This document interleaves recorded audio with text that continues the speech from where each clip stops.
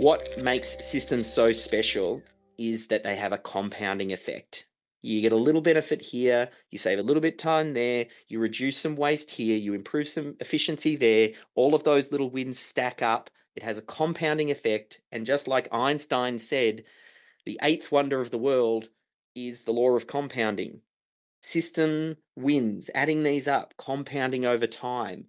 That's where the magic happens. And the reality is, most small business owners struggle with consistency.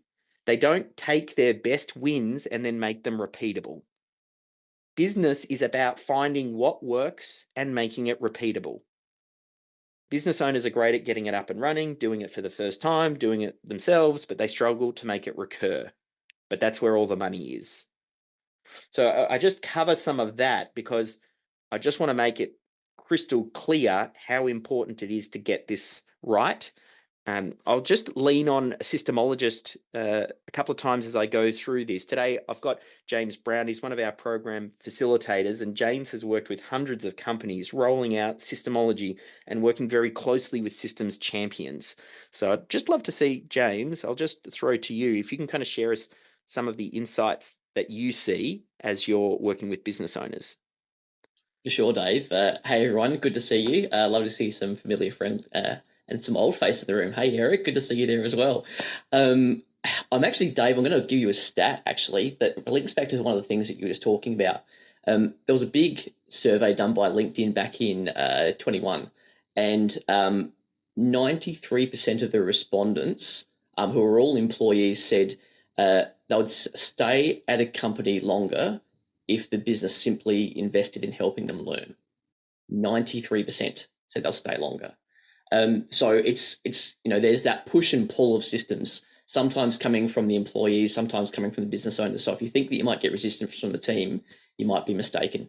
But as Dave mentioned, look, I've worked with a lot of business owners and systems champions, and I've probably got a bit of a unique perspective because I get to see them go through this stage where, they've gone through this journey of absolutely no systems, or potentially thinking they've got systems but really having none, to finding their feet and getting their training wheels off, and really starting to find their groove, and even making their own system for systemizing that sort of gels to their business, to the point that they get their critical client flows done and reach minimum viable systems, and then eventually evolve into this system centric business.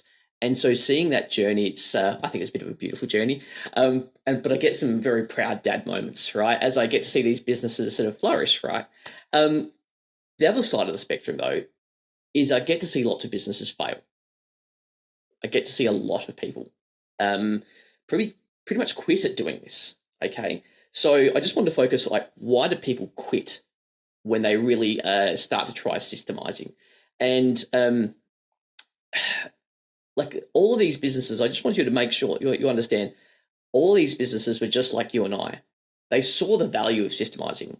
They're like jumping into a program, really want to get done, firing on all cylinders, fully pumped and raring to go. But there's just a few things that were holding them back. And if I was to try and focus on just one umbrella, it's probably that people didn't know what good looked like. They didn't know what that end result might be like for their business as an overall. And if I was to break that down a bit, it's probably that they lacked a bit of maybe stamina, in the way that they thought that systemizing was just something they could just check off on their way to, going somewhere else in business. Maybe I will quickly patch up this systems topic and then we'll just implement that CRM that we've been talking about. That they weren't necessarily aware that there will actually be, when done well, very much a state change in your business. It will go from this unsystemized thing to this systemized thing. And it's not just the assets that you create in terms of the processes, but it's, the people will change as well. And there's a cultural shift. That's one thing. But the other one is that who here knows what the word abdicate means? Okay, it's not often used in business. There is delegate, and then there is abdicate. Abdicate is when you can abdicate a throne, for example. It's when you just release. And quite often people will, the business owners will dump the project of systemizing onto a systems champion. The business owner doesn't check in. They don't give guidance. They don't drive the importance, not just for the systems champion, but for the wider business to help understand the context. The business owner checks out of the process, and that's where things can really fail. The other thing that can really happen when why businesses often quit is they probably just weren't prepared to invest. And look, Dave's mentioned a whole bunch of really good dollars in the bank type of reasons why systemizing is worth it for you. Um, but you are going to need to invest primarily your time and your systems champion time. And yes, there's training and support and other resources that you're going to need. But if you're expecting to just nickel and dime nickel and dime your way to success, that is not a very good formula for you. Okay.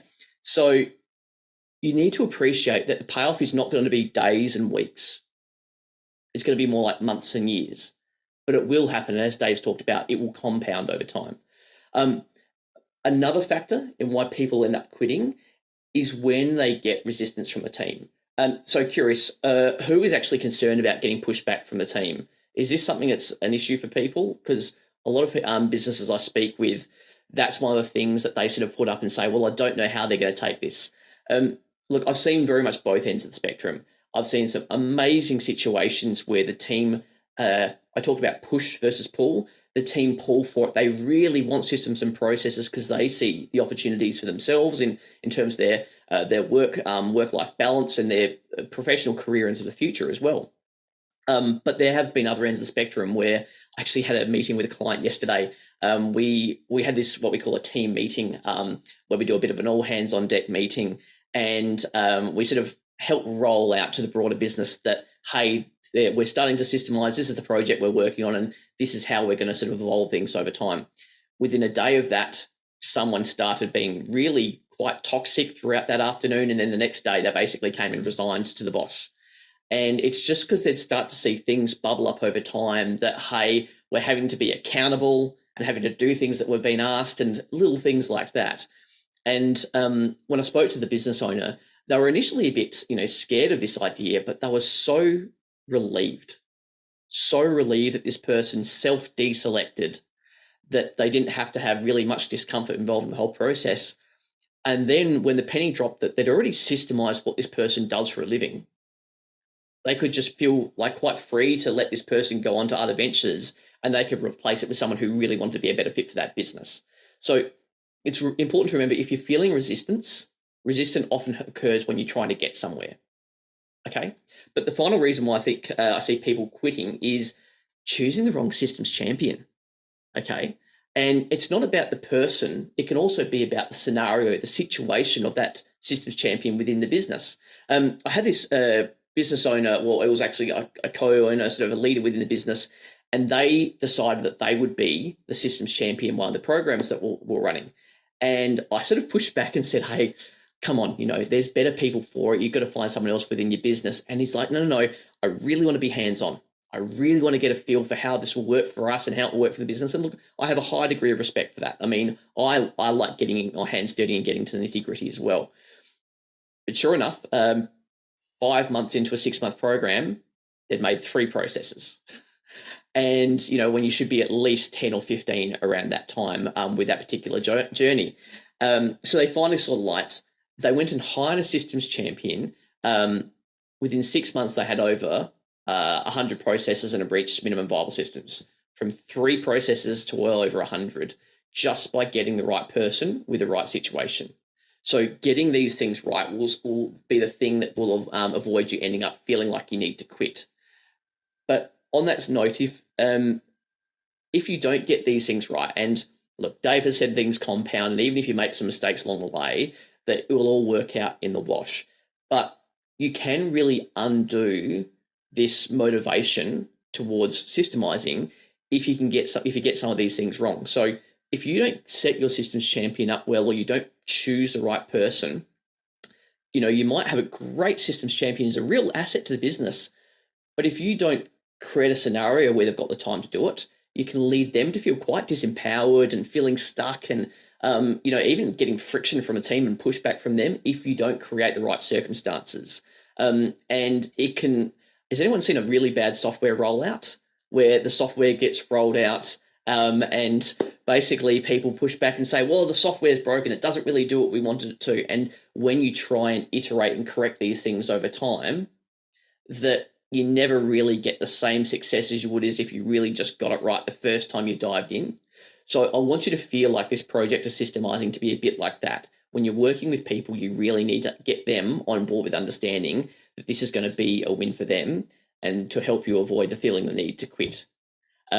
So this is really the right thing you want to get done right the first time. I hope you enjoyed that clip. Just a heads up, it was a snippet taken from the Business Systems Accelerator program, which is the world's first training for systems champions to help you build a systems driven organization. If you'd like to find out more about the program, head over to systemology.com/BSA, and I'll see you in the next video.